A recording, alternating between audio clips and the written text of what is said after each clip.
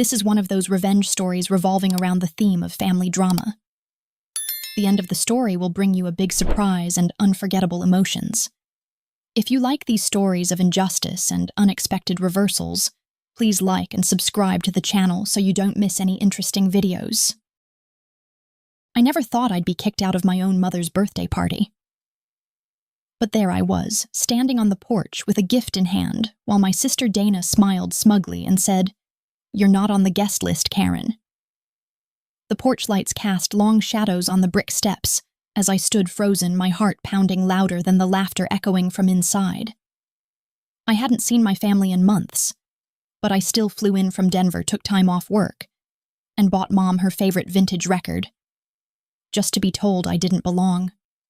It's strange how the people who raised you can so easily erase you. But that night, something happened. Something no one, especially Dana, ever saw coming. Before delving into this story full of injustice, sibling rivalry, and one unexpected twist, let me ask you, have you ever felt invisible to the people who were supposed to love you the most? Let me know where you're watching from, and hit like if you've ever had to prove your worth to your own family. I used to think being the middle child just meant hand-me-downs and fewer baby pictures. But it was more than that. In our house, being middle meant being invisible. Dana, my older sister, was a golden child from birth. Varsity athlete, prom queen, whole ride to Stanford. Her trophies had their display shelf in our living room. My younger brother, Luke. It's a charming mess. He flunked classes and crashed the family car twice, but my parents still called him the heartbeat of the family. Me, I once made the honor roll and baked Mom's favorite lemon bars for her birthday when I was 12. She thanked me, then turned to Dana and said, "Isn't she thoughtful?" Dana rolled her eyes and muttered, "Desperate, more like." Mom laughed. That laugh stuck with me longer than any praise ever did. That's how it was growing up. Every win I had was either overlooked or claimed by someone else. I remember during a middle school art show I painted a mural of our neighborhood. It won second place. Dana didn't even enter. Still, when we got home, Dad looked at it and said, "Well, Dana could have won first if she tried." At 16, I got my first job at a local bookstore. Not because I had to, but because I wanted to save for college. My parents didn't even notice I'd been working until they saw the tax forms the following spring. Luke, on the other hand, got a car on his 16th birthday. I crashed it a month later. I got another one before prom. I used to lie awake at night wondering what it would take to achieve it. Straight A's awards. A meltdown. But then I started wondering, why was I trying so hard to earn the love that came freely to others? There was one winter I'll never forget. I made the speech team and qualified for the state finals. I came home medal in hand and the house was quiet. No one had waited up. On the kitchen counter there was a note went to Luke's hockey game. "There is a big playoff tonight. Heat the casserole." I didn't even eat. I just stood there, medal clutched in one hand, the note in the other. That moment was the beginning of something, a quiet shift. I realized I wasn't just being overlooked, I was being edited out. But back then, I still believed I could change it. What if I worked harder and proved more? Someone would finally say, "We see you, Karen." What I didn't know was that the more I climbed, the more they'd resent me for it. And when I left home for college on a full scholarship, they barely acknowledged the distance between us became more than just miles. What happened next was the first time I realized they weren't just blind to my success, they were threatened by it. After high school, I got accepted to Emory on a full academic scholarship. No one clapped when I opened the letter. Mom was folding laundry, Dad said.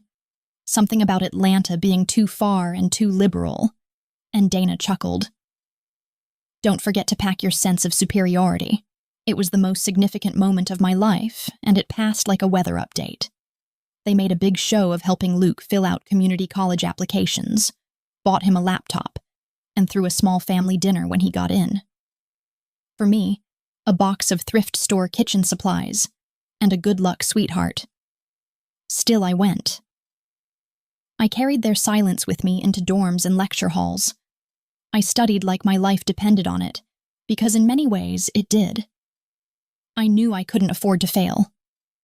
There'd be no rescue fund, no second chances. But it wasn't just survival that drove me. It was that voice in my head saying, make them see you. I got 2 part-time jobs, one at the campus bookstore and another cleaning office buildings at night.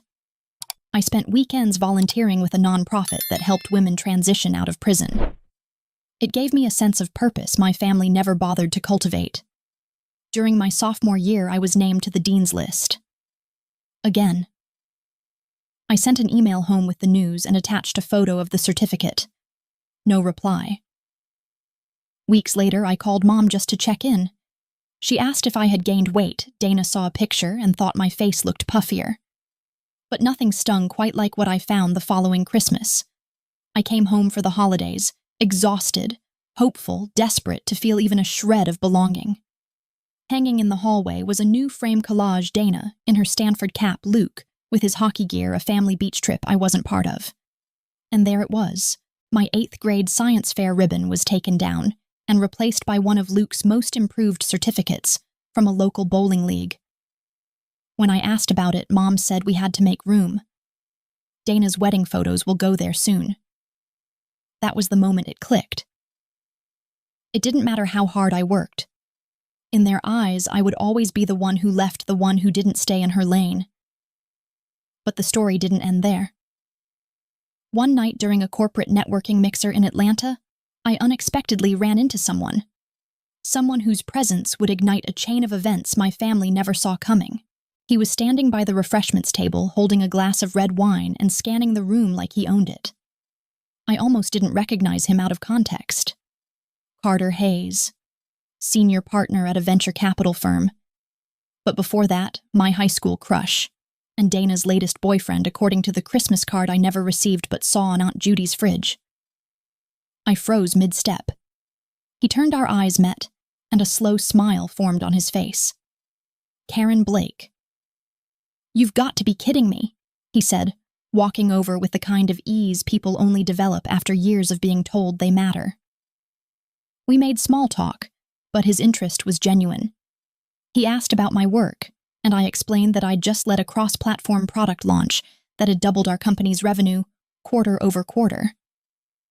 His eyebrows lifted. "That was you. We've been watching Vertex Tech for a while. Your name's been coming up in boardrooms." That moment. That was the first time someone from my hometown world, someone my family would listen to, acknowledged my worth. And he did it without a hint of condescension. It felt like standing in sunlight after years of basement air. But just as I started to let that warmth in his following words chilled me. "Dana talks about you a lot," he said. "She never mentioned you were this impressive. She made it sound like you were struggling." My stomach dropped. There it was again. Dana is rewriting the narrative and portraying me as the cautionary tale so she can maintain her spotlight. I asked carefully, "Did she say what I did for a living?" He shrugged. "Some tech job. She said you were burned out and kind of lost. But she also said you were the smart one growing up." He said it as if it were a compliment, as if her version still left room for admiration. I smiled, but inside my lungs were tight. Dana wasn't just forgetting me, she was reshaping me. And Carter. He didn't even realize he was holding a version of me that had been edited, softened, diminished. We said goodbye, and I left the event early. I walked the city blocks in heels that hurt more with each step, not from blisters, but from the weight of the truth. Even with my success, my family found a way to make me forgettable. But I didn't go home and cry. I went back to my apartment, pulled out my laptop, and started drafting a keynote speech for a Women in Tech conference I'd been asked to headline. I was tired of being small in their eyes. What I didn't expect was who would show up at that conference 3 weeks later, and how one moment on that stage would change everything. The keynote was held in a downtown hotel ballroom, packed with 300 women, most of whom were mid-career professionals seeking something more. More space, more recognition, and more agency. I stood backstage, palms, sweaty heels tight, rehearsing my opening line for the 12th time. And then I saw them. Dana and Carter slip into seats near the middle row. She was laughing at something he whispered, utterly unaware that the next 40 minutes would peel away the persona she'd spent years crafting. I don't remember the exact words I spoke at the start. What I remember is the silence in the room when I said, "Sometimes the hardest battles aren't fought in boardrooms. They're fought at family dinner tables against voices that tell you you're too much, too ambitious, too loud for your good." I saw Carter sit up straighter. Dana's smile froze. I walked them through my journey from being the overlooked child to building a leadership role in a male-dominated industry. I shared the hours I worked, the rejections I turned into fuel, and the small, quiet victories no one celebrated but me. I didn't mention names, but every example mirrored my life with precision. And anyone who knew my family, especially my sister, would recognize the shadowy fingerprints. The room erupted in applause when I closed. But it was Dana's face that held my attention. Tight, pale lips pressed thin. She clapped, but without looking at Carter. She was exposed. And she knew it. Afterward, while people lined up to shake my hand, Dana waited until the crowd thinned. She approached, arms crossed. "You made me look like a villain," she said quietly. I tilted my head. "Did I say anything that wasn't true?" Her silence was answer enough. Then came the dagger. "You'll always be the one who needs a microphone to be noticed." I felt the sting sharp and familiar, but this time it didn't sink. I smiled, "And you'll always be the one who needed to rewrite my story to make yours shinier." Carter stayed behind. He looked conflicted, like a man realizing the foundation of his relationship was built on half-truths. He didn't say much. Just, "You were incredible up there, and I didn't know." That night I walked home through the city lights, exhausted but lighter. For the first time, I hadn't shrunk myself to make others comfortable. But just when I thought I could finally breathe, a message pinged my phone, one I never expected. It was from my mother. 6 words. "Call me when you have time." I waited 3 days before calling her back. Not because I was angry, though I was, but because I couldn't tell if her message meant concern or control. That was the nature of my mother. Sweet enough to sound like love, sharp enough to cut like betrayal. When I finally dialed, she answered on the first ring. "Karen," she said, breathless, like she'd been waiting by the phone. "I saw your speech. Your cousin sent me the video. You looked powerful." I held the silence for a beat too long. "Thanks." She cleared her throat. "It's just, I didn't know things were that hard for you." There it was, the passive, distant deflection. I almost laughed. "You didn't know I repeated trying to sound neutral." She sighed. "I mean, I know we've had gaps, but I never wanted you to feel left out. I thought you preferred space." Space. That old lie. The version where I walked away first instead of being pushed out inch by inch. "You replaced my 8th grade ribbon with Luke's bowling certificate," I said calmly. "That wasn't space. That was erasure." She didn't deny it. "The speech hurt your sister. Dana has made a hobby out of minimizing me. She's fine." "She's your sister," Mom said sharply. "You should protect each other." I stared out the window of my apartment. Snow flurried against the glass. I did. For years, I protected her ego by staying quiet. The line went quiet long enough for me to hear the hum of her refrigerator behind her. Finally, she asked, "Will you be coming to my birthday next month?" It landed like a casual question, but I knew better. The 65th. The big party. The one I'd heard whispers about through the family grapevine. Was I invited? I asked. She paused. "We weren't sure if you'd want to come." And Dana. Of course. Of course. I should have expected that. But I didn't hang up. Instead, I said, "I'll let you know." Because something in me had shifted. I wasn't that teenage girl waiting to be noticed anymore. I had a career, a voice, a life. And now I had the power to choose whose table I sat at and whose I walked away from. But I still booked the flight. not to please her, not even to be seen. I needed to witness up close what happened when a family finally saw the daughter they'd spent decades trying to forget. And I had no idea just how far Dana would go to keep me from walking through that door. The flight to Chicago was short, but the weight in my chest made it feel endless. I didn't pack anything fancy. Just a charcoal dress I'd worn to 3 other corporate events, and a soft worn scarf that used to be my grandmother's. It wasn't about impressing anyone. I wasn't there for the spectacle. I just wanted the truth, no filters, no smiles for show. The moment I landed, my phone buzzed with a text from Dana. Hey. So you know Mom's guest list is quite limited. Maybe don't come unannounced. There was no hi, no glad you're in town, just that warning polished in passive aggression. I read it 3 times, then turned off my phone. I wasn't going to let her shape the narrative again. I stayed at a modest downtown hotel, the kind with warm lobby lighting and generic jazz playing over the speakers. I had dinner alone at the bar, sipping soup while glancing through emails, pretending like this was just another business trip. But underneath the calm exterior, something old and familiar stirred rage that had learned how to wear patience like armor. That night I called my cousin Janice. She wasn't close with Dana. I had never been. I asked her straight out, "Did you get an invite to the party?" "Of course," she said without hesitation.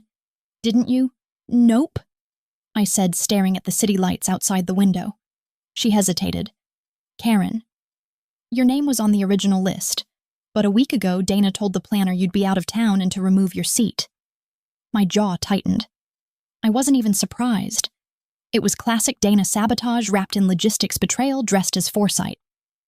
She said that I asked. Word for word, Janice confirmed.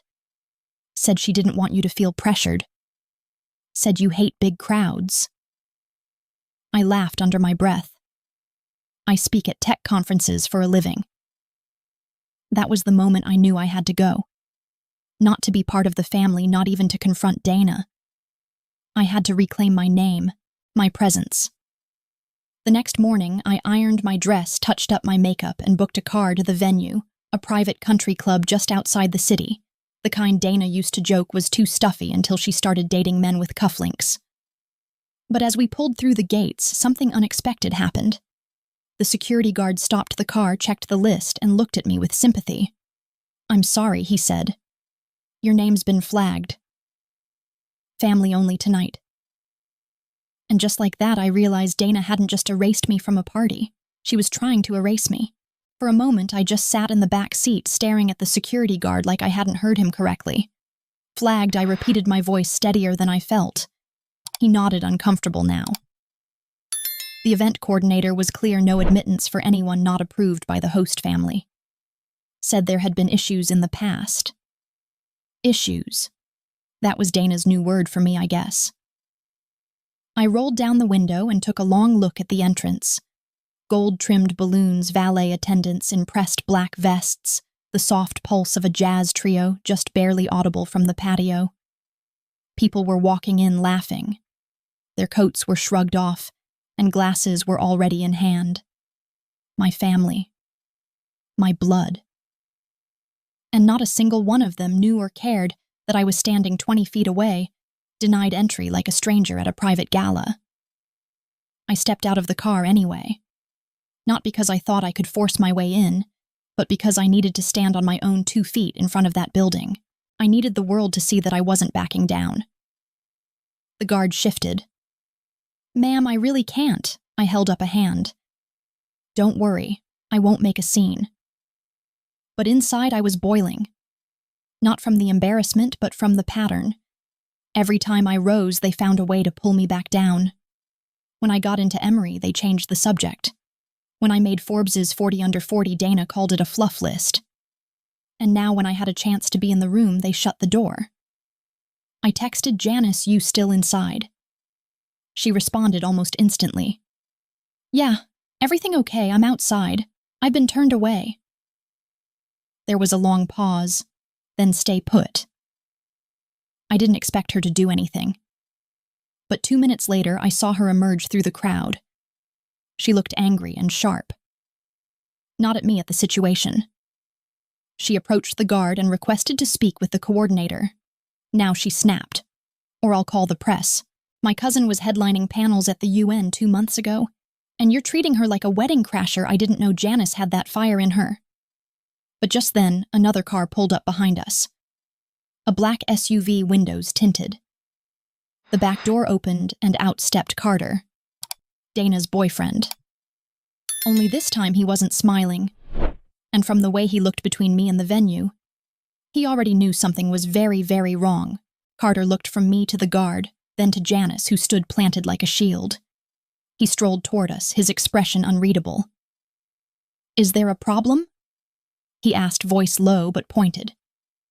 The guard looked flustered. "Sir, she's not on the list."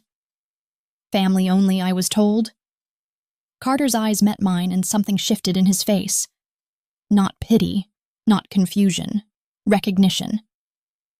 "She is family," he said flatly. "She's the daughter, the sister, the one half this party pretends doesn't exist." The silence that followed rang louder than any insult I'd ever received. Janice exhaled slowly, her arms still crossed. "Thanks," she muttered to him, then turned to me. "Let's go in." But before we could move, another voice called out from the patio. "Karen." It was my mother. She stood at the edge of the venue entrance, flanked by 2 of her bridge club friends, and holding a glass of champagne like it was part of her outfit. Her expression flickered. Surprise, discomfort, something else she quickly masked. "What are you doing out here?" she asked, voice light like we were chatting after church. I stepped forward slowly. "Trying to attend your party. The one I was told I wasn't invited to." She blinked. "Oh, honey, that was Dana's doing." I had no idea Dana appeared behind her arms, folded, a perfect cocktail party smile fixed on her face. "She wasn't planning to come," Dana said coolly. "We didn't want to make it awkward." I looked at Mom. "And you believed that she looked down into her glass?" I didn't ask. That hit harder than anything Dana could have said. The truth wasn't that I wasn't welcome, it's that no one even bothered to wonder why I wouldn't be there. Carter spoke again, this time to Dana. "You lied. You told me she was overseas on business and couldn't make it. That's why I came alone." Dana's eyes narrowed. "It wasn't a lie.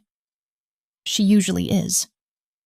But she's here now," he said, "and she deserves to walk through those doors." The tension crackled like dry leaves.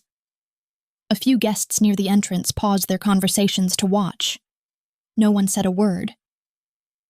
I stepped up beside Janice and Carter, heart pounding. My mother said nothing. Dana stared. And I realized something then. I didn't need their permission. I straightened my shoulders, looked the guard in the eye, and said, "I'm going in." But before I took a step, Dana whispered one last thing under her breath. "If you walk in there, I'll make sure it's the last family event you're ever part of." I should have been scared by Dana's threat. Maybe 10 years ago I would have been. But standing there in front of my mother, my sister, and a venue full of people who'd been fed a carefully curated version of who I was, I didn't feel fear. I felt clarity. For the first time, I wasn't chasing inclusion. I was claiming presence. I turned to Dana calmly. "Then I guess this is my last family event." And with that, I walked past her. The air inside was thick with the scent of catered filet and old perfume. A string quartet played something elegant and forgettable. People in tailored clothes and manicured smiles turned to glance curious, but no one stopped me. Janice kept pace beside me, steady and silent. Carter hung back near the entry like he wasn't sure whose side he was allowed to be on anymore. I reached the center of the room, right where the birthday cake sat under the soft chandelier light, and took a breath. Then I did something I hadn't planned. I clinked my glass. The music softened. Conversations paused. Dozens of faces turned toward me, the forgotten Blake daughter suddenly glowing under crystal light. "I know I wasn't expected tonight," I began. "And I know some of you were told I wouldn't be here. But I wanted to say something." Across the room, I saw Dana stiffen. Mom blinked, eyes darting to the exit.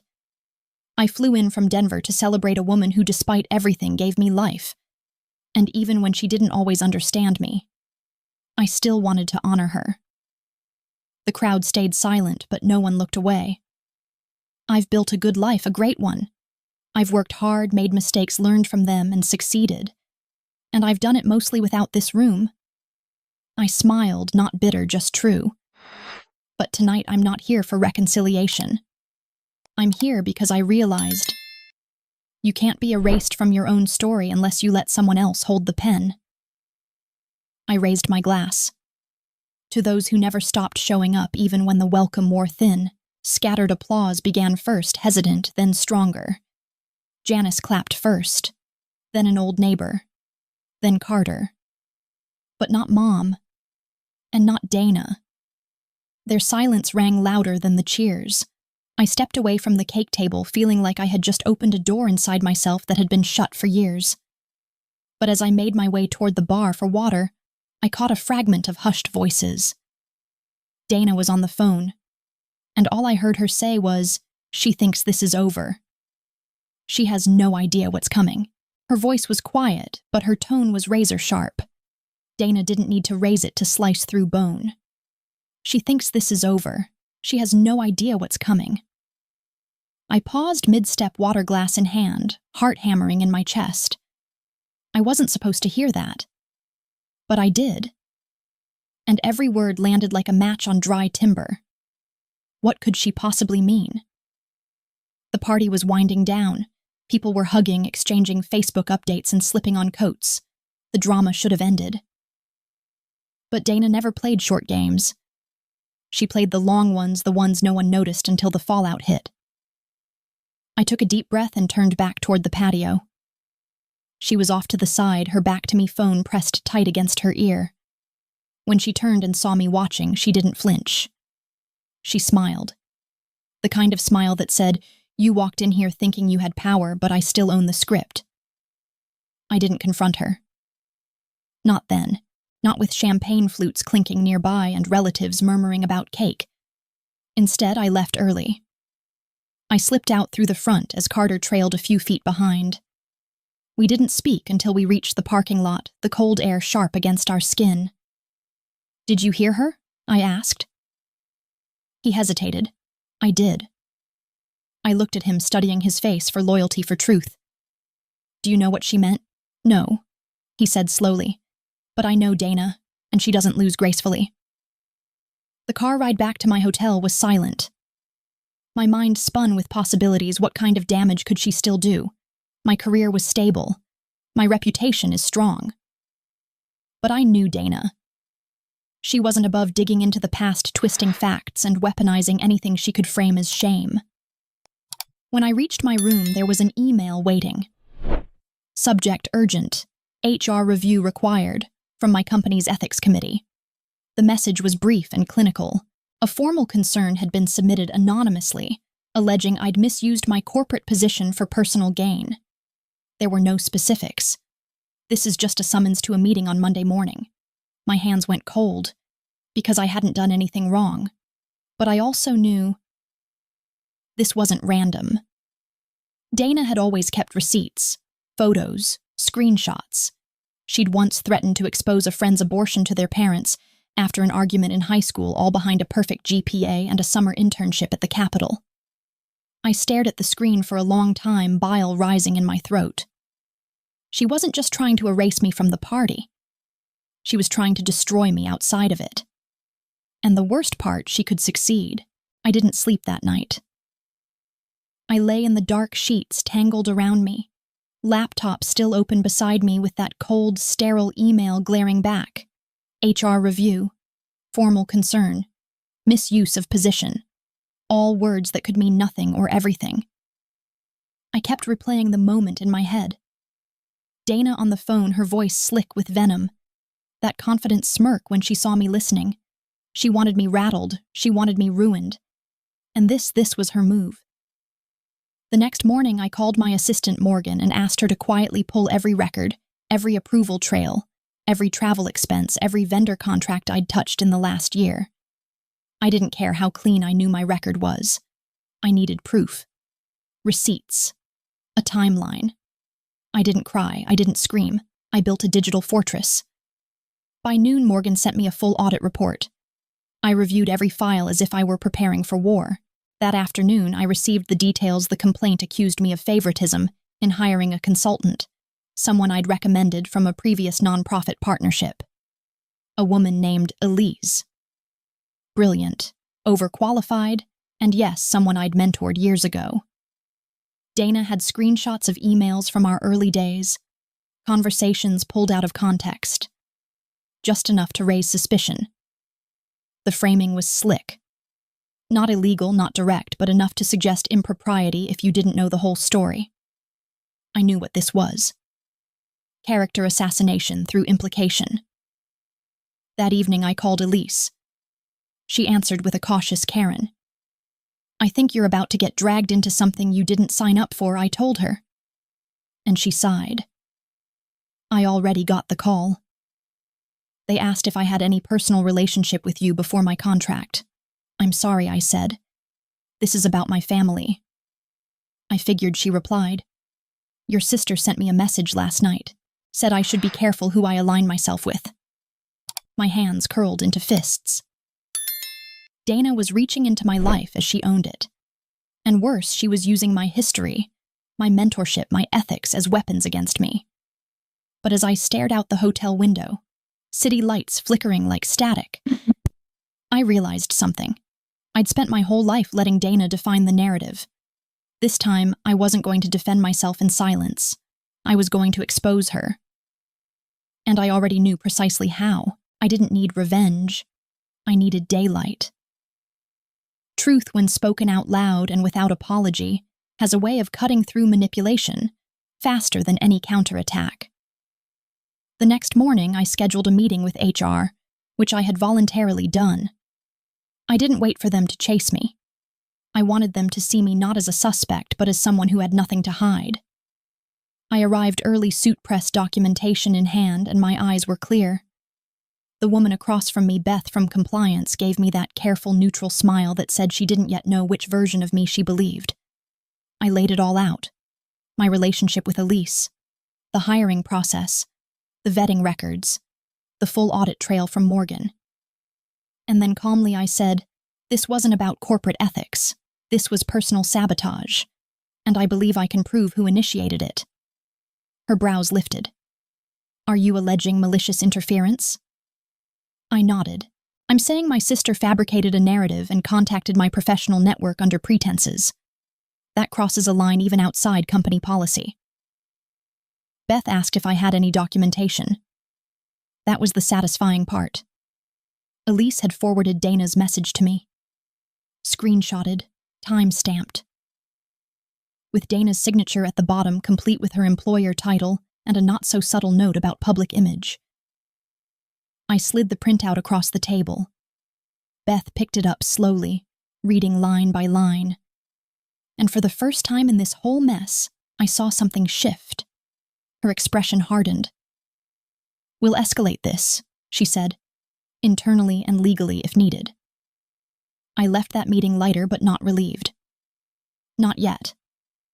Because while I'd built a wall around my career, Dana was still out there throwing matches, and I knew my mother would side with whichever daughter made the least noise. That evening, I received a text from Carter. "We need to talk." He didn't wait for a reply.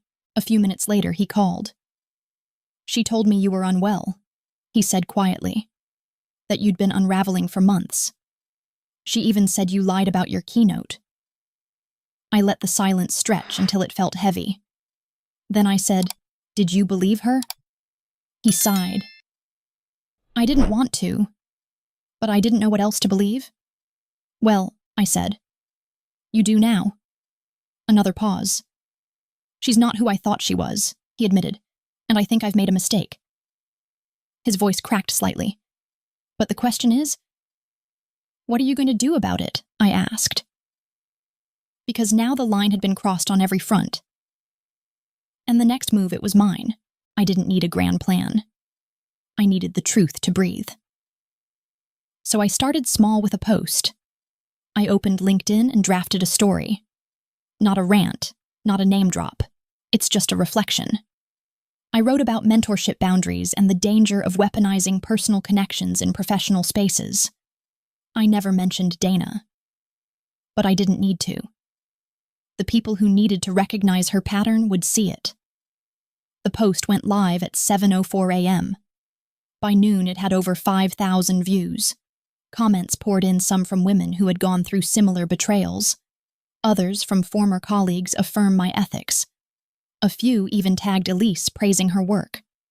She replied with gratitude and strength. Dana didn't message me directly. She didn't need to.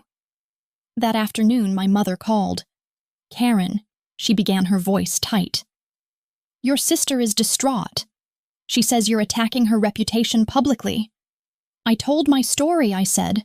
I didn't name her, but I'm not going to keep living in the shadows to protect her ego. "She's family," Mom said. "You don't air these things where strangers can see." And that's when I realized the line had always been there, just invisible. I was allowed to be successful, but not too loud. Strong, but not disruptive. I've seen it, but only if I played by their script. I've spent my life being edited out of this family's story, I said calmly. That ends now. Silence. "Then, Karen, we're hosting a family brunch next weekend. I think it would help if you and Dana talked, just the two of you." My first instinct was to laugh. This could be fixed over eggs and polite tension. But instead I said no. Because I finally understood something. Forgiveness doesn't require access. Peace doesn't mean proximity. And survival isn't silence. That evening, Carter called again. "I ended it," he said quietly. "I didn't ask you to," I replied. "I know. But I couldn't keep pretending. I've seen you for who you are. And I've seen her too." There was a long pause. "She doesn't know yet," he added. "I'm telling her tomorrow." I didn't feel vindicated. I felt still, as if for the first time the noise wasn't inside me but behind me. But what I didn't expect, what came next, wasn't from Dana. It was from Luke, my little brother. And he had something to say that would change everything I thought I knew. The text came at 1:13 a.m. "I saw your post. Can we talk?" Luke. For a moment I didn't move. I stared at his name on my screen like it belonged to a stranger. Luke, the baby of the family. The golden boy. The one who coasted on second chances and quiet expectations. He had always been nice in that passive, absent kind of way. Never cruel, never kind, just comfortably indifferent. I didn't reply right away, but something in me said, "Answer this one." We met the next afternoon at a small cafe near his apartment. He looked older than I remembered, tired as life had finally caught up with the protection our parents used to wrap him in. He ordered black coffee. I didn't order anything. "I don't know how to start," he said, eyes down. "Start anywhere. I've been a coward," he said, "for most of my life. That I wasn't expecting." He went on slowly. "I saw how they treated you, even when we were kids, and I let it happen. I thought if I stayed out of it, I was neutral. But that wasn't neutral. That was enabling." His voice cracked. "You worked harder than any of us. You deserved more than silence." I didn't speak. I let the words hang there, decades of grief rising between us like smoke. I read Dana's messages, he admitted. She used my email once. I forgot to log out. I saw what she sent to Elise, and what she was planning next. I leaned in, suddenly alert. Next, he nodded. "She has files stuff from when you were 18, those old blog posts you deleted. One had something about politics. She screenshotted it. She said she could make it look like you were hostile toward veterans.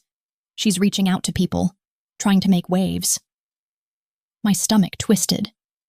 "She's still digging." "She's scared of you," Luke said quietly. "That's why she's doing all this. You're the one thing she can't control." I laughed, dry, bitter. "Funny. All these years I thought I was invisible." He looked up, finally meeting my eyes. "You were never invisible, Karen. You were just too bright. It made the rest of us squint. I didn't cry. I didn't fall apart. I just nodded.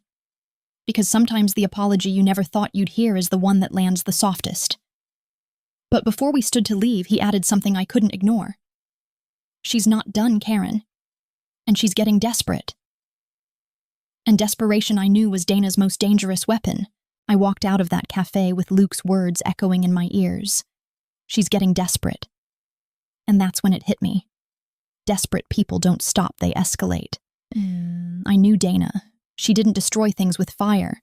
She chipped away slowly, strategically, always with a smile. She didn't need to lie outright, she just needed to plant enough doubt that people started questioning what they used to admire. And now she was digging through a digital graveyard of my teenage years, hoping to resurrect something damning. I spent that weekend pulling everything: old blogs, archived forums, and even my college essays. I hired a digital analyst to scan for old accounts I'd forgotten. Transparency wasn't just protection, it was preemption. Monday morning, I called Beth from HR and updated her. I didn't just want to defend myself, I wanted a record showing that I had nothing to hide. I'm not waiting for the next grenade, I told her. I'm showing you where the wires are now. Beth agreed. You're handling this the way leaders do. Still, I wasn't naive.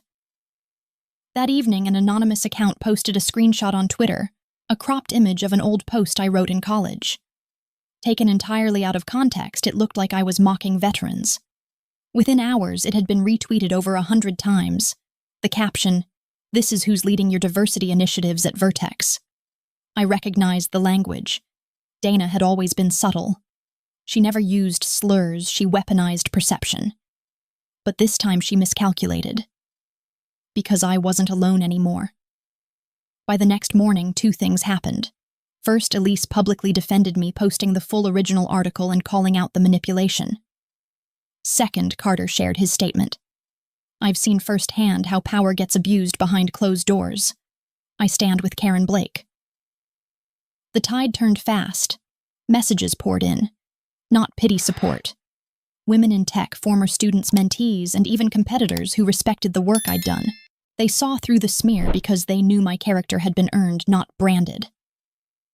I stood in my office that evening, the phone still buzzing my heart, strangely calm. Because for once, Dana's game wasn't working. But just as I started to feel the edge dull, I got a call from a number I hadn't seen in years. The name on the screen froze me. Dad. And when I answered, his voice was the last thing I expected: gentle and afraid. His voice was softer than I remembered. The man who once barked orders across dinner tables now sounded tentative. Karen, he said, like he wasn't sure the name still belonged to me. Hi, Dad. There was a pause, a long one. Then I saw what's been happening. Online. Your name. Everywhere. I waited, bracing for judgment, for some sideways plea to keep the family out of it. But instead he said I didn't know it had gotten this bad. I almost laughed. This bad years of being dismissed, erased, twisted, now suddenly visible because strangers were talking about it. I'm not calling for Dana, he added quickly, as if reading my mind. I'm calling because I realized I let her fill the space I should have. I leaned back in my chair, stunned. When your mom and I split, he said, voice rougher now. Dana stepped in. Took care of your mother, handled family things. And he sighed. I just let her take the reins, even when it meant pushing you out. You didn't just let her, I said quietly. You watched her do it. I know. His voice broke. And I'm sorry. That word sorry felt so out of place that I didn't know how to respond. He'd never apologized. Not when he missed my graduation. Not when he let Dana take credit for my college fund being drained. Not when he looked right through me at family events. What made you call now? I asked. There was a pause, and then I heard it, the soft rustle of paper. I found your old speech, he said. The one from 8th grade. The one you wrote for the Veterans Day assembly. I recorded it on cassette back then. I played it last night. I swallowed hard. You were brilliant, he whispered. Even then. And I don't know why I didn't fight for you harder. I didn't cry. But something deep inside loosened. A knot I'd kept buried for years. I can't change what I did, he continued. But if you'll let me, I want to show up now. The child in me wanted to say yes. The woman I'd become knew better. You can start by telling the truth, I said. To Mom, to Dana, to everyone who looked the other way. His voice steadied. I will. But as we hung up, my inbox pinged again. This time it wasn't Dana. It was my mother. And she'd sent me a letter that I never thought I'd receive. The subject line was simple, for Karen, from Mom. It was a scanned letter, handwritten, blue ink, shaky strokes. My mother's cursive still rigid, like she wrote every word with her spine straight and jaw tight. I opened it with a strange calm, like bracing for a wave you've already seen coming. Karen, it began. I wrote this weeks ago, before the party, before the fallout. I didn't dare to send it. My hands trembled slightly as I scrolled. You were always so self-sufficient, so composed. I mistook it for distance. I thought you didn't need anything from me, not attention, not affection. I let Dana speak louder because she demanded it. You just kept going. I paused, throat tightening. I was wrong, she wrote. I thought I was being fair by staying neutral. But neutrality I see now often favors the aggressor. And I watched your light dim under Dana's shadow. I didn't stop it. I enabled it. I read that line twice. This wasn't an apology dressed as an excuse. It was raw, confessional. When you left for college and stopped calling, I told myself you were busy. But deep down, I knew you were hurt. I didn't ask questions because I didn't want the answers. That's on me. She went on memories. I didn't think she noticed the ribbon from my art contest, my first job offer, the speech I gave at graduation, that only the janitor stayed to hear. I've spent so long protecting Dana because I thought she was fragile. And I let you carry the weight of that protection silently for decades. You didn't deserve that. I stared at the words, trying to make them settle somewhere real. Then came the final lines. You don't owe me forgiveness. I'm not asking to be let back in. I just wanted you to know I see you now, and I'm sorry it took the world watching for me to look finely. No flourish, no signature, just Mom. I sat back, heart full of something unfamiliar, grief maybe, or closure, or the kind of peace that comes after the truth has finally been spoken aloud. But before I could even process it all, my phone buzzed again. A new message. From Dana. 4 words. We need to talk. And just like that, the final confrontation began. We met at the Arboretum, Dana's choice. She texted somewhere quiet, neutral, like we were diplomats brokering peace. But I knew better. This wasn't neutral ground. It was curated, controlled, like everything she touched. She wore beige. Of course she did. Polished, reserved, performative. I arrived in jeans and a hoodie, no makeup, no armor. You look tired, she said in place of hello. I smiled thinly. I've been surviving a smear campaign. How's your week? She sighed, the kind of sigh that carried centuries of entitlement. Karen. I didn't mean for it to go this far. Which part? I asked. The part where you tampered with my career, or the part where you turned the family against me and made sure my name never made it on Mom's guest list? I panicked, she said, eyes glassy. You were everywhere. The speech, the conference, Carter. I felt erased. I almost laughed. Did she feel erased? I've spent 30 years being cropped out of my own life. I said, you just didn't like it when the camera turned. I was protecting what I built, she said quietly. You showed up and made me look small. No, I said. You made yourself small the moment you tried to dim my light to make yours brighter. There was silence. Then she said something I didn't expect. I'm pregnant. I blinked. And that's supposed to change what? She looked away. I'm scared. Of losing everything. Of being forgotten. Something cracked open in her voice. For a second I saw not the rival, not the saboteur, but the girl who once shared bunk beds and Christmas secrets. The girl who believed love was finite, and power was the only thing that guaranteed a place at the table. "I don't hate you, Dana," I said. "But I won't protect you anymore." She nodded slowly. Then from her purse she pulled a folded piece of paper. I wrote a statement.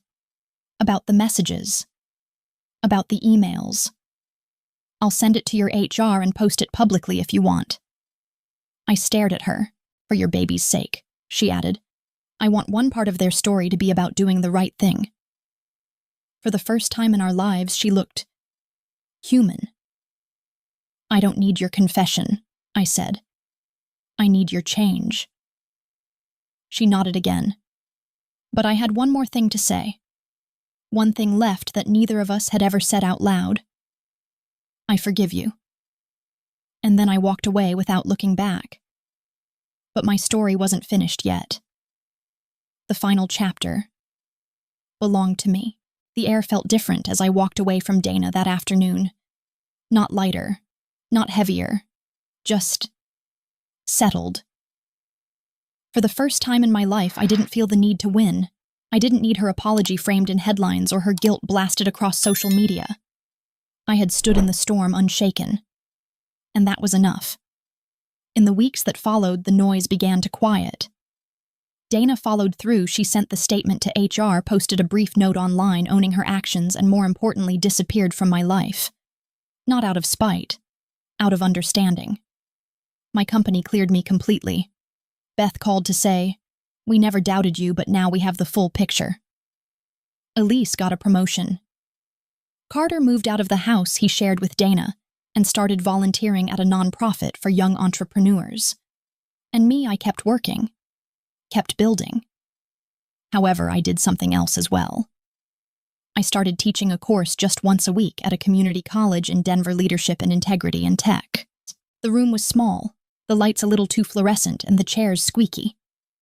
But when I looked into the faces of those students, young women, second-chance learners, veterans finding new direction, I saw something I'd fought my whole life to protect. Voice. Visibility. Value.